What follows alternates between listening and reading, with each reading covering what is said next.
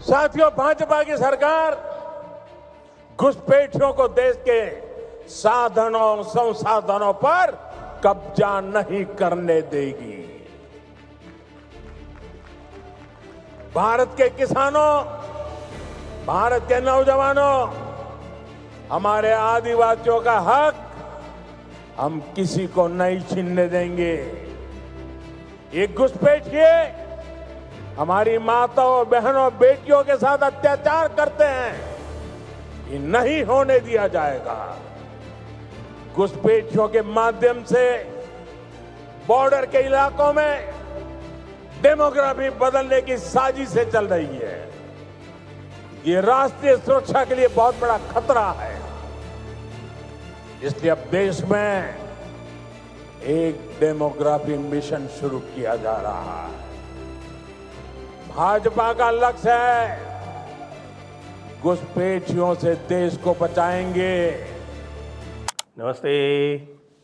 आप सभी से अनुरोध है कि हमारी चैनल को सब्सक्राइब करें, वीडियो को लाइक करें और याद रखें हमारा क्राउड फंडिंग दी जयपुर डायलॉग्स एनुअल समिट जो राष्ट्रवादियों का महाकुंभ होने वाला है 7, 8 और 9 नवंबर को, वो 82% पूरा हो चुका है और अब 18% आपके हाथों में, फटाफट कर डालिए।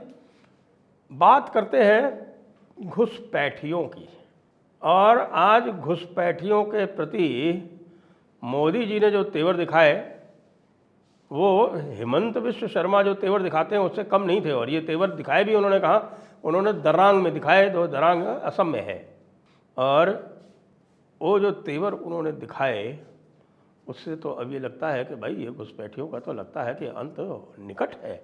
लेकिन इसकी आपको तुलना भी करनी पड़ेगी, क्योंकि ये पूछा जा सकता है कि भाई ये जो घुसपैठियों वाला मामला है वो इतने दिनों तक लंबित क्यों रहा। वो लंबित इसलिए रहा कि पूरे विश्व में आजकल घुसपैठियों के समर्थन की बहार आई हुई है। आप देखिए, इंग्लैंड में घुसपैठियों के क्या, बल्कि घुसपैठिए तो नहीं कहेंगे क्योंकि वहाँ तो वो अधिकतर वो इलीगल इमिग्रेंट नहीं है, वो सारे लीगल इमिग्रेंट हैं। और लीगल इमिग्रेंट को वहाँ बुलाया जाता है, बसाया जाता है, उनको तरह तरह की छूट दी जाती है, तरह तरह की सुविधाएं दी जाती हैं। यहाँ तक कि इतनी सुविधा है कि जिसके जितने अधिक बच्चे होंगे उसको उतना ही बड़ा मकान फ्री में मिलेगा, और उनको जो है वो वेलफेयर दिया जाएगा पर चाइल्ड के हिसाब से। तो उनको एक तरह से इंसेंटिव दिया जाता है कि आप अधिक से अधिक बच्चे पैदा करें ब्रिटेन में आके। तो हालात ये हो गए हैं कि ब्रिटेन में इस समय जो वहाँ के मूल निवासी हैं उनके कोई अब अधिकार रह ही नहीं गए। फ्री स्पीच नाम की कोई चीज़ ही नहीं बची है। ये हालात हैं कि हमारे डॉक्टर राजीव मिश्रा जो हैं उनसे हम अब बात नहीं कर सकते, क्योंकि यदि उन्होंने हमारे यहाँ आके कोई ऐसी बात कह दी तो कल को वो तुरंत गिरफ्तार किए जा सकते। कुछ और भी लोग हैं जो कह रहे हैं कि भाई हमें तो यहाँ से शिफ्ट होना पड़ेगा, कि यहाँ तो फ्री स्पीच नाम की कोई चीज़ ही नहीं है, क्योंकि यहाँ कोई कॉन्स्टिट्यूशन तो है नहीं। तो भाई घुसपैठियों का एक प्रकार से पूरे विश्व में एक आभा मंडल बना हुआ है। अब जो बात कही मोदी जी ने असम में, वो सोचने और समझने लायक है, क्योंकि उन्होंने कहा कि भाई ये जो कांग्रेस है ये घुसपैठियों के बचाव में पूरी तरह से उतरी हुई है। ये घुसपैठियों को यहाँ पर सुदृढ़ करके घुसपैठियों के आधार पर ही अब आगे के चुनाव जीतना चाहती है। वो चाहती है कि घुसपैठियों की भारत में निर्णायक भूमिका रहे। घुसपैठियों की समस्या के बारे में बताने की तो आप लोगों को कोई आवश्यकता है नहीं, आप सभी अच्छी तरह से जानते हैं। और यदि आप जाकर देखें तो ये जो पूरा का पूरा जो एक्ट ईस्ट वाला जो एक एक्ट ईस्ट वाला जो कार्यक्रम चलाया मोदी जी ने, और नॉर्थ ईस्ट का विशेष रूप से जो विकास किया, उसके विकास पर जोर दिया, तो उसका एक पहलू यही था कि ये जो घुसपैठिए हैं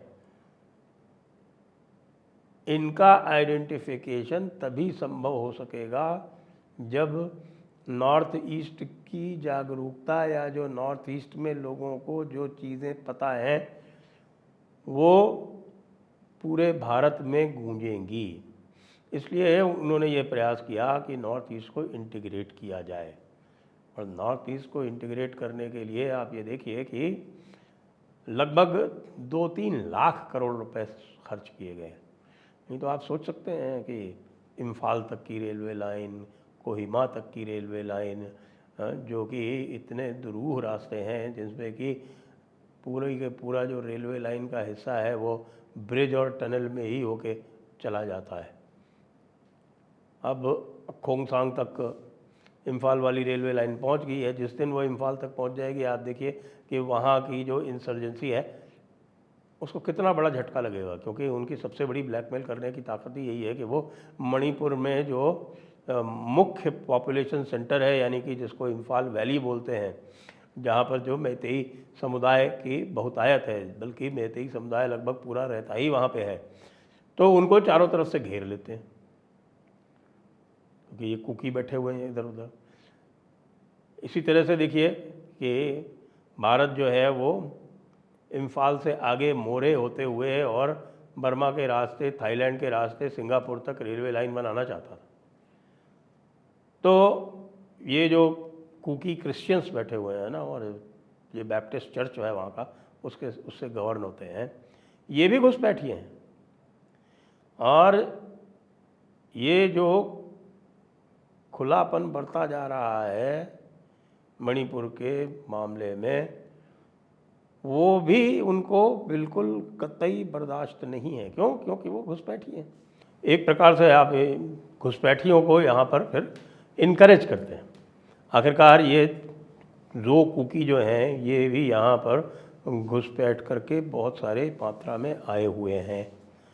अधिकतर तो अंग्रेज़ों के ज़माने में आए थे, लेकिन चूँकि यहाँ पर ओपन बॉर्डर पॉलिसी थी, तो उस ओपन बॉर्डर पॉलिसी में था ये कि 10 किलोमीटर तक का आपको किसी प्रकार का चेक नहीं था। 10 किलोमीटर भारत के बॉर्डर में आप बिना किसी चेक के घूम सकते थे। तो भैया घुसपैठियों की मात्रा तो ऐसे में बढ़ेगी। ओपन बॉर्डर होगा तो यही होगा। हमें पता है ओपन बॉर्डर का क्या हुआ। बंगाल और असम में इतने दिनों तक ओपन बॉर्डर था तो क्या स्थिति हुई। और ओपन बॉर्डर के हिसाब से बंगाल में अभी तक ओपन बॉर्डर पड़ा हुआ है, लगभग 500 किलोमीटर बाकी। 1100 किलोमीटर था, 600 किलोमीटर तो किसी तरह से मारपीट करके केंद्र ने पूरा करवाया है, लेकिन अभी भी 500 किलोमीटर बाकी है, जो कि ममता दीदी करवाने नहीं देना चाहती हैं। और आप ये देखें कि ये जो इंफ्रास्ट्रक्चर का निर्माण कराया जा रहा है पूरे नॉर्थ ईस्ट में, आप ये देखें कि इस समय कितनी लाइन्स बन रही हैं। इम्फाल तक लाइन बन रही है, आपके कोहिमा तक लाइन बन रही है, इधर आपके त्रिपुरा से राजधानी चल रही है, लगतरा से सीधे दिल्ली जा रही है, मिज़ोरम से राजधानी चालू हो गई और मिज़ोरम से भी दिल्ली जा रही है। और मोरे तक जो ट्रेन चलानी थी, अभी इम्फाल का काम रुक गया है ये जब आपके ये कुकीज़ के चक्कर में, क्योंकि जब वहाँ तक लाइन बन जाएगी तब फिर कुकीज़ के लिए जो ब्लैकमेल करना है वो मुश्किल हो जाएगा। तो ये दिक्कतें तो अभी वहाँ आ रही हैं। लेकिन बात यह है कि जैसे जैसे कॉन्ट्रैक्ट बढ़ा है, जो मैं कह रहा था कि जैसे जैसे कॉन्ट्रैक्ट बढ़ा है वैसे वैसे ये समस्या बिल्कुल सभी के दृष्टि में आ गई है, सभी को पता चल गया है। और आज की डेट में जैसा कि लोग कह रहे हैं कि भाई, जैसे बांग्लादेश के पेपर्स कह रहे हैं कि लाखों की संख्या में बांग्लादेशी जो अवैध रूप से भारत में रह रहे थे वो बांग्लादेश में आ रहे हैं।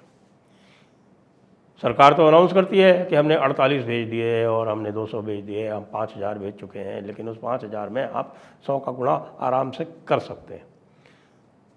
और उनके लिए दिनों दिन बड़ा मुश्किल होता जा रहा है दूसरे स्थानों पर रह पाना। गुड़गांव का किस्सा सभी को पता है। तो लोग ये, जैसा मैंने आरंभ में कहा कि लोग ये पूछते हैं कि भाई इतना समय क्यों लगा। इतना समय इसलिए लगा कि पूरे विश्व में जो एक लेफ्टिस्ट जो कुनबा है उसने ऐसी स्थिति बना रखी है ग्लोबलाइजेशन के चक्कर में, क्योंकि ग्लोबलाइजेशन के माध्यम से वो ये सोचते हैं, मूर्खता की बात है, वो ये सोचते हैं कि वो अपनी एक आर्टिफिशियल मेजॉरिटी डेमोक्रेटिक कंट्रीज़ में बना लेंगे इनके माध्यम से, इन घुसपैठियों के माध्यम से, और उसके बाद वो हमेशा के लिए रूलर्स बन जाएंगे। ये नहीं समझते कि ये जिन घुसपैठियों को वहाँ पे ख़ास तौर से ये जो मुस्लिम देशों से जिनको बुला रहे हैं, वो जब शक्तिशाली हो जाएंगे तो इनके हाथों में नहीं छोड़ेंगे। वो स्थिति यही करेंगे जो आज ब्रिटेन में हो रही है। ब्रिटेन में होम सेक्रेटरी एक हिजाबन को बना दिया गया। ब्रिटेन की होम सेक्रेटरी आज की डेट में एक हिजाबन है, ज़रा सोचिए। और ब्रिटेन के कम से कम 15 जो बड़े शहर हैं, जिसमें लंदन भी सम्मिलित है, वो सारे के सारे पाकिस्तानी मुसलमान हैं। जी हाँ, पाकिस्तानी मुसलमान जो हैं वो ब्रिटेन पर कब्जा कर रहे हैं, क्योंकि ब्रिटेन ने उनके ऊपर एहसान करके उनका एक अलग देश बनवाया था।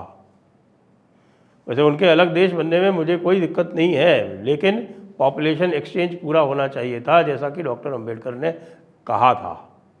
और आज भी मैं ये कहता हूँ कि यदि यह स्थिति आती है और कई स्थानों पर जिस तरह से दूसरा पाकिस्तान मांगा जा रहा है, तो इन सबको पहले पाकिस्तान में रवाना कर दो, पहली गाड़ी से।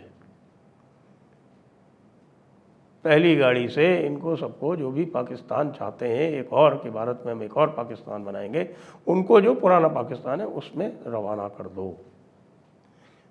इसलिए मोदी जी का जो आज घुसपैठियों के विरोध में, घुसपैठियों के बारे में जो वक्तव्य है वो अत्यंत महत्वपूर्ण है। इतने खुलेपन से पहली बार उन्होंने बोला है।